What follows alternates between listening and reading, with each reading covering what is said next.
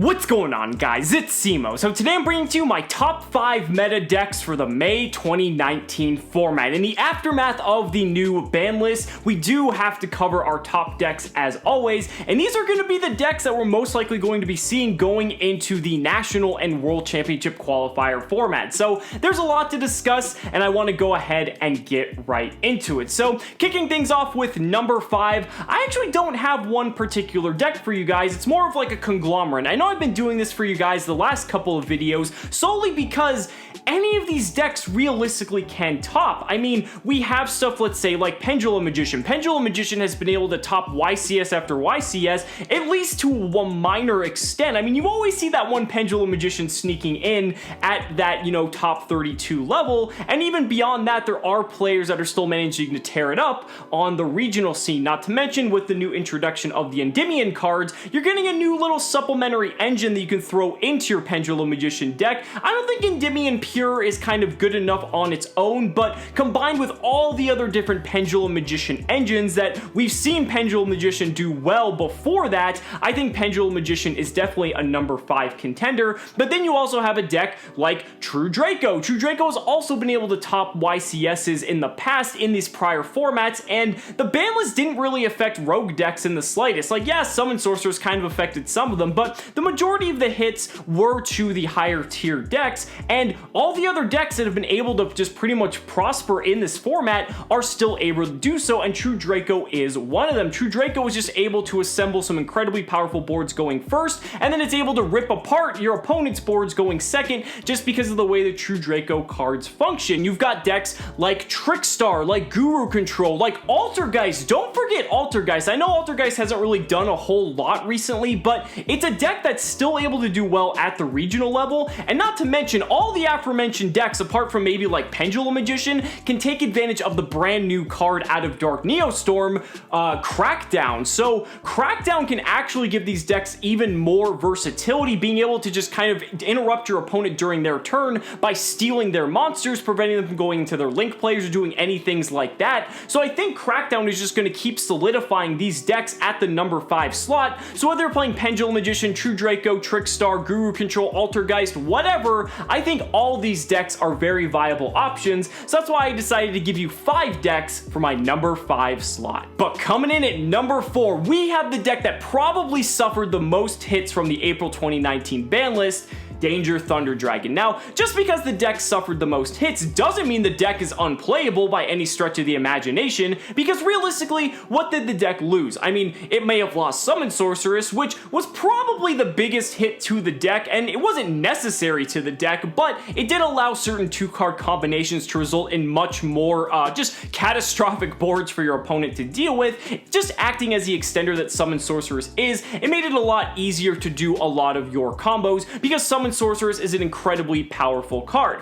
Beyond that, though, it also lost Dark Matter Dragon, which, again, the deck didn't necessarily rely on. We saw Danger Thunder doing well before the inclusion of Dark Matter. Dark Matter just inhibited the very degenerate Amorphage Goliath combo, which allowed you to just solidify your board of, like, ripping 2 cards out of your opponent's hand, setting up multiple negates. Oh, and by the way, there's also a Goliath on the field that makes it so you can't special summon from the extra deck. So, yeah, having Goliath on the field definitely made things a lot easier for this deck, but then you also have the fact that the deck did lose Phantom Skyblaster, which again isn't a very significant hit. I mean, yeah, they were playing 3 copies of Skyblaster in most builds, kind of as your other normal summon in tandem with your Batteryman Solar, but Phantom Skyblaster, it's a card that did have to go, at least in my opinion. And when it comes to Phantom Skyblaster, again, it's not like it was a mandatory inclusion. Sure, it was a very powerful normal summon, but the deck can still function just fine. The deck still has access to cards like Chaos Dragon Levianeer and your Darkest Diabolos for ripping cards out of your opponent's hand. You've still got the Chaos Dragons, which allow you to access the Guard Dragon engine, which can basically enable all the crazy things the deck was able to do before. You also have Hieratic Seal of Heavenly Spheres, which basically just adds another layer into the deck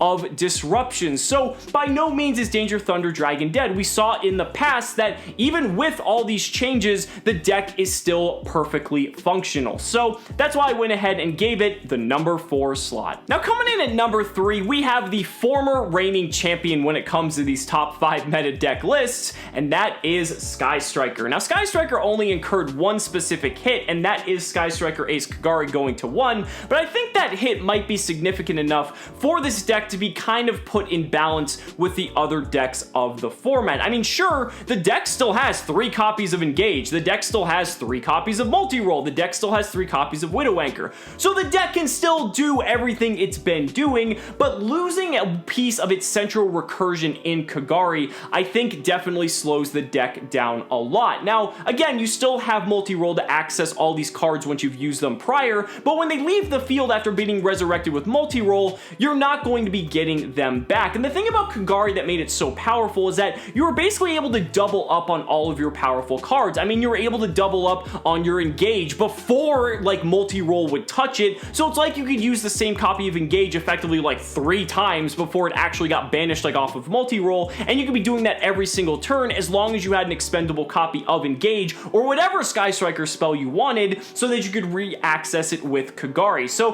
Kagari going to 1 I think is very significant. Now yes, there are ways to pretty much recycle the Kagari, Hercules base, we've seen people talking about Magnet Reverse, all these different types of things, but that one Kagari is a choke point now that if it gets stopped by effect negation, or basically if DD Crow hits whatever the target for the card might be, Kagari is a lot more vulnerable than it was previously because now your opponent only has 1 copy that they're always going to have access to before using cards to recycle it. I still think Sky Striker is one of the best decks of the format, and you can bet that in any tournament coming up, Sky Striker is still going to be at the top tables. However, I definitely think the Kagari hit is more significant than some people think, and that's why I went ahead and gave it the number 3 slot. But coming in at number 2, we have a deck that has definitely been lighting up the competitive scene, Salamangreat. Now, Salamangreat did take a hit on the April 2019 ban list, and that is Lady Debug going to 1. But the thing is, Lady Debug going to 1 doesn't necessarily hit the deck's main engine because you still have Gazelle, you still have Spinny, you still have Sunlight Wolf, you still have all the cards that are essentially, you know, part of the deck's main combo, which is setting up the counter trap, getting your Sunlight Wolf with Balinks Engraved, different things like that. Pretty much doing what the deck does best. I like to correlate this hit to when Sky Striker had Hornet Drones go to 1, because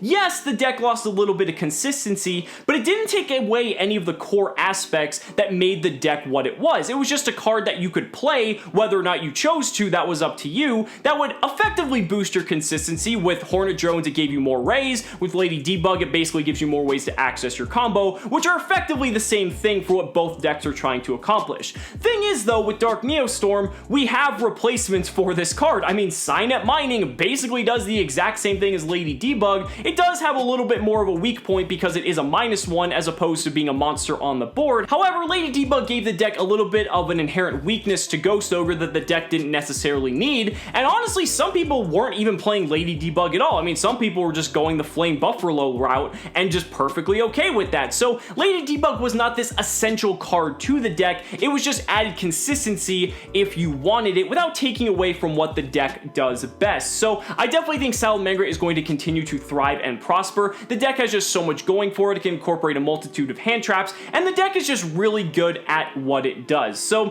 for all those aforementioned reasons, that's why I gave Salamangreat my number 2 spot. Now before we get to my number 1, I did have an honorable mention.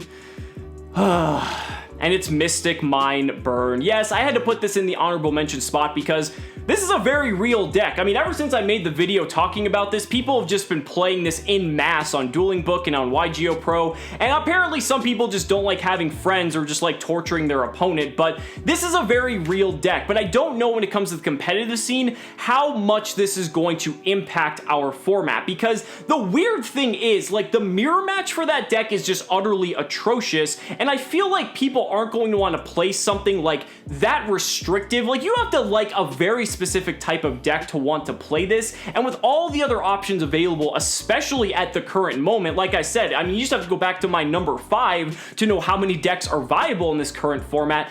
I'm not exactly sure if a lot of people are going to want to play a deck like this when there's so many other options to play, and maybe it's a meta call, but at the same time, I feel like this deck's strength increases the less people play it. So it's kind of like a really weird dichotomy, and I'm not exactly sure where it's going to end up. So that's why I felt like it was okay to give it an honorable mention. But that is going to bring us to my number 1 meta deck of the May 2019 format. And if you haven't already figured it out, I gotta give it to Orcust, man. Orcust is just going to be one of the craziest decks going into this format now that we have the support from Dark Neostorm. Dingirsu does so much for this deck and really just propels it to the top of the tier 1 contenders. I mean, if you're going first with this deck, you're gonna be able to end on a board of like 4 negates minimum just for like any 2 cards. It's kind of reminiscent of Spiral in that way, where you just needed 2 Spiral monsters, except even better because you really just need 2 monsters with different names to access a Nightmare, and if that combo goes off, you might as well just scoop it up because it is going to be very difficult for you to play through a 4 negation board. Minimum. I mean, they could have even more than that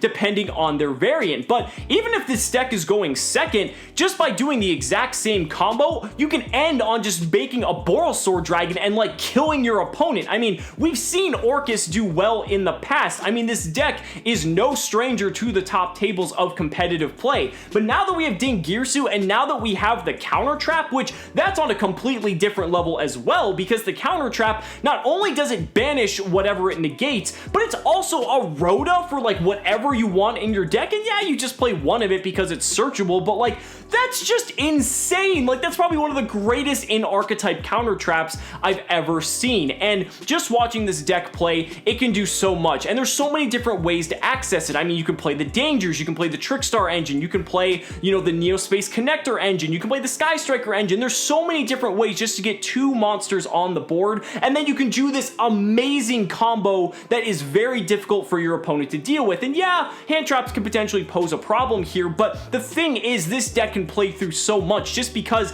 as long as it can just assemble the monsters, it's going to be a very rough time for your opponent. So maybe I'm overhyping it, but I've just seen this deck in action and it is just insane. So for that reason, that's why I had to give Orcust my number 1 slot. So guys, those are just my thoughts. Let me know down in the comments what you guys think about my list. I'd really love to hear your thoughts. So guys, thank you so much for watching the video. Be sure to like the video as always, subscribe to the channel for more amazing Yu-Gi-Oh content, and if you found this video informative, consider supporting me on Patreon or becoming a YouTube channel member, because just by showing your support in any way that you can, you're investing in my ability to continue bringing you amazing Yu-Gi-Oh content. So thanks so much again, and we'll see you next time.